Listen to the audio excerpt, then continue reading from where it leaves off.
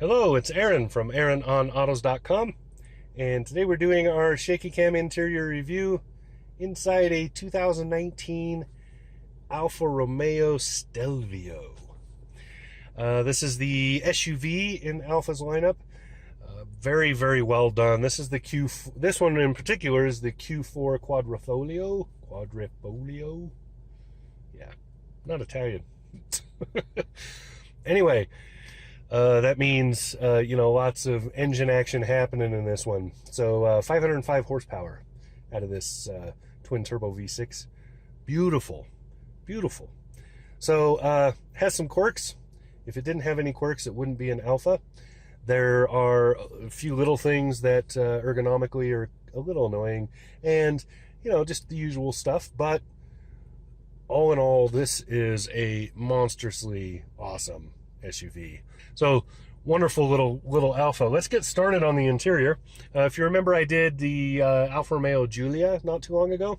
This will be somewhat similar to that. You'll see some similarities. So starting over here, we have door windows and so on. This locks them.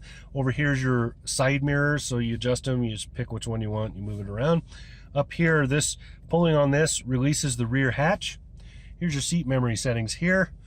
First of the, which one is this? Harman Kardon, I think. I can't really read it from this angle, but Harman Kardon stereo. Up here is your door locks, and you see the round vents.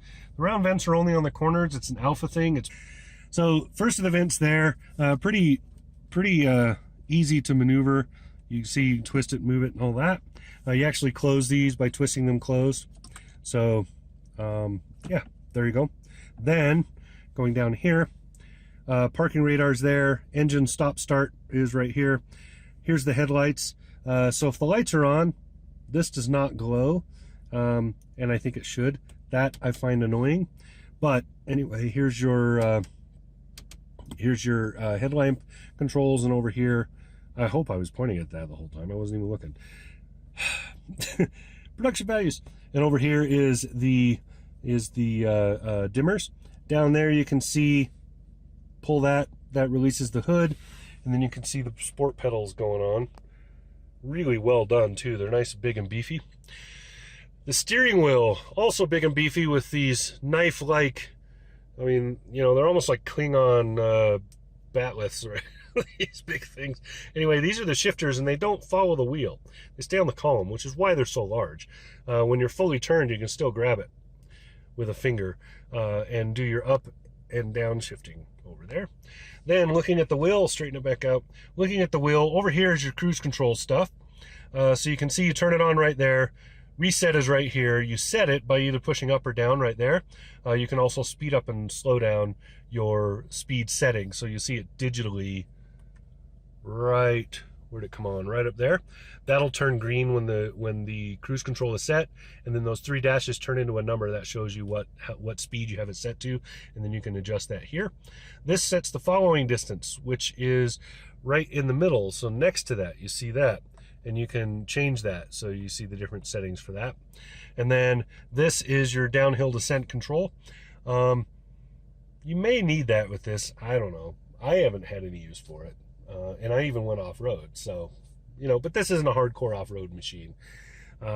Light duty, really, I don't think I would go past that. It just doesn't have the ground clearance or the articulation for much more than pretty standard off-road stuff, but pretty good at what it did do. I'll tell you that, especially given that the tires on this are the opposite of what you want on off-road. They're very, very summer tirey. Summer tirey. Wow. Okay, over here you have a whole bunch of controls for, here's the volume. This skips the tracks back and forth. This is your telematics, so you use that to use the phone. You can both pick up and hang up with that. Voice control here. Voice control works okay. It's not great, it's not terrible, it's just pretty okay. It's an Alfa thing overall. Not a big fan of Alfa's infotainment. I'll get into that later.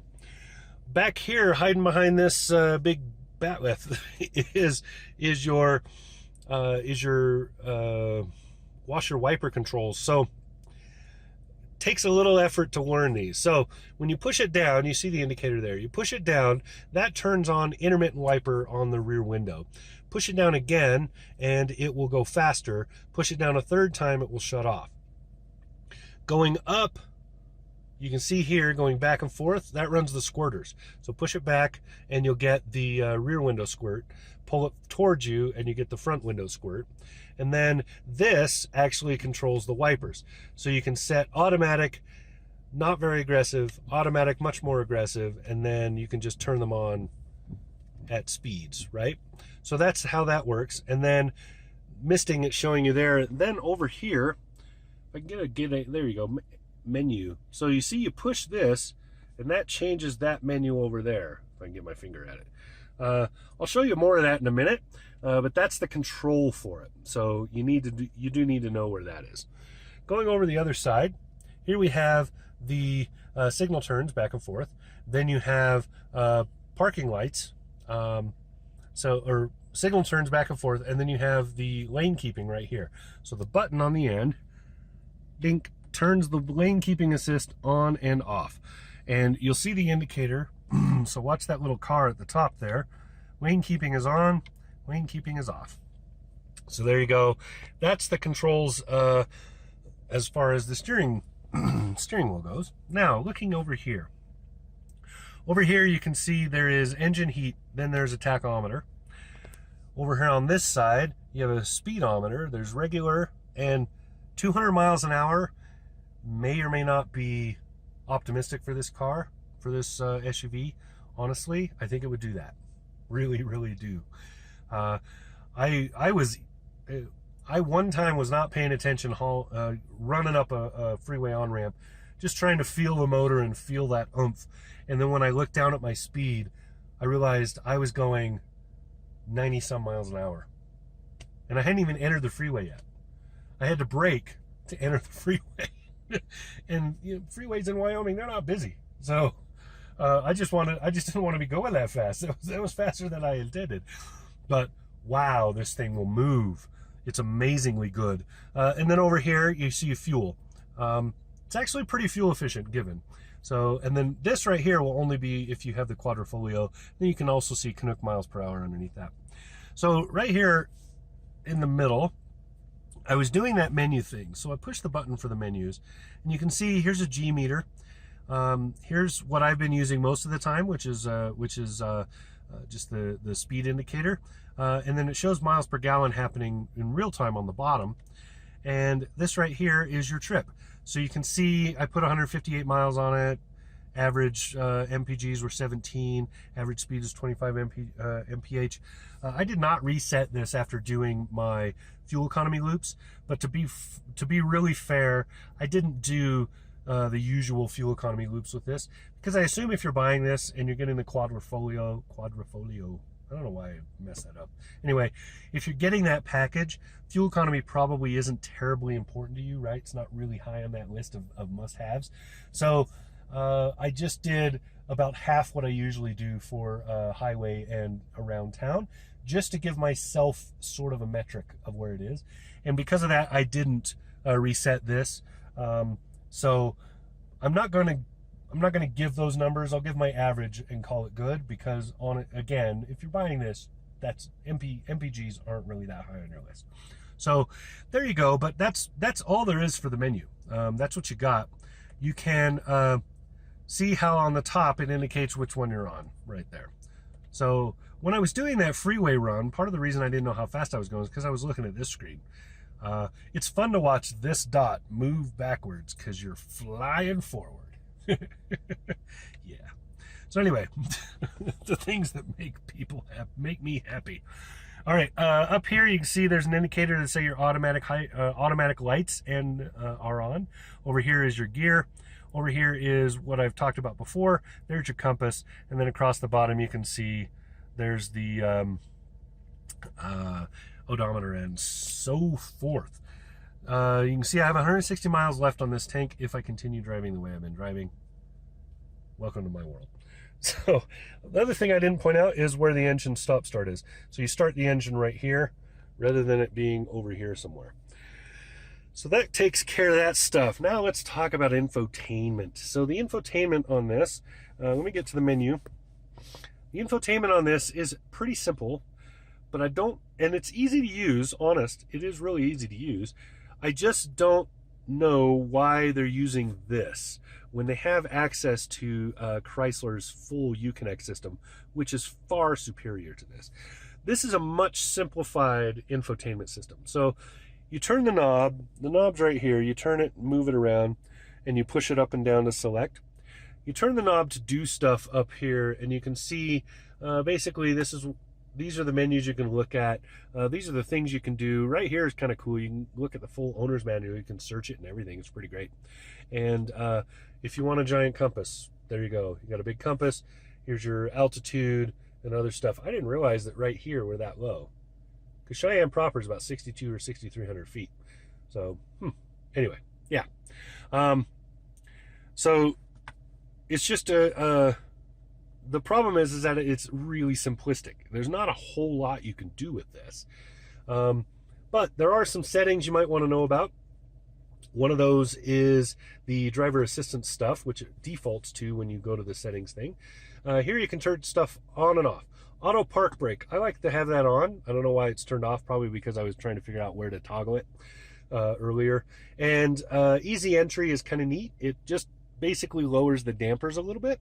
So this has adaptive dampers. It sucks them down just a little bit. It doesn't drop the vehicle that much, but it's enough that it does make it a little easier to get in and out.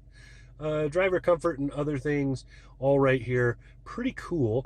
With the backup camera, you can have a delay, no delay, you know, whatever you want.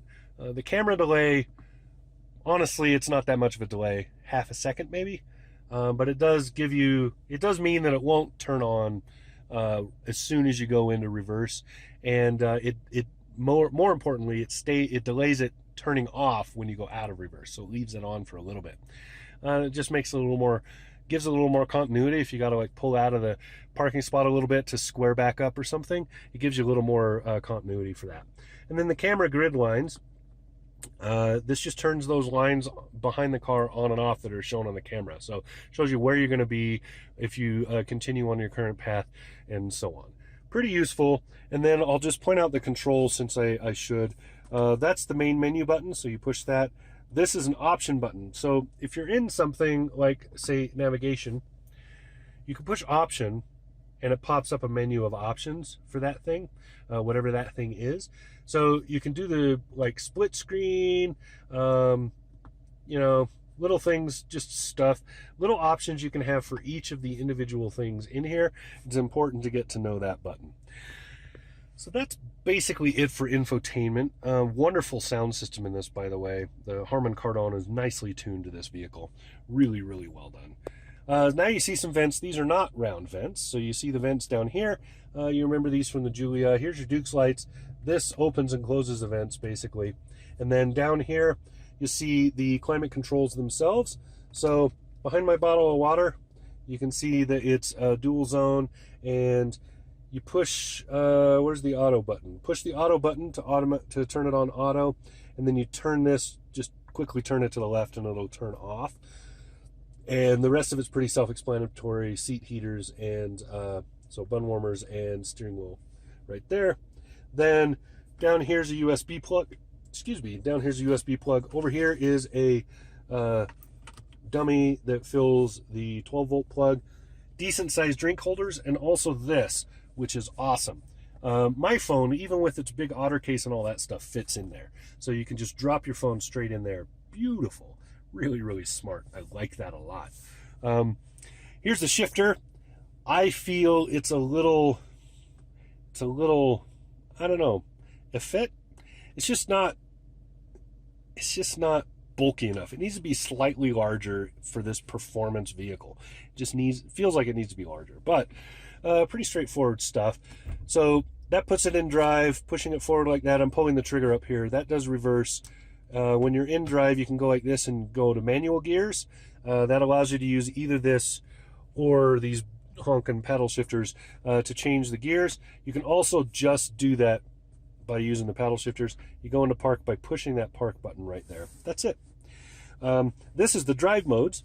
Important to know what these are. So you got Alfa Romeo's DNA, right? Dynamic, natural, and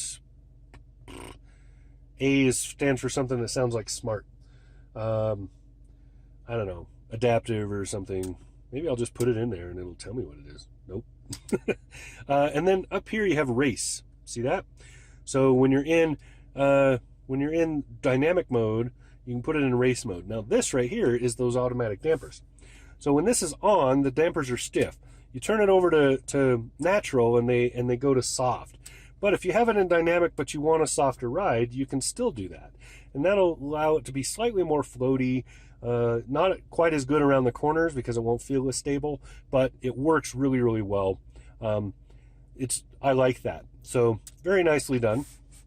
Over here is volume control and track control. So you can turn the volume up and down, move it back and forth to select tracks, and then if you push it, it mutes.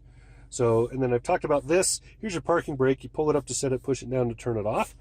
And here is the giant center console. So you can see there's a couple more USBs. These are data ports. And then there's an aux port.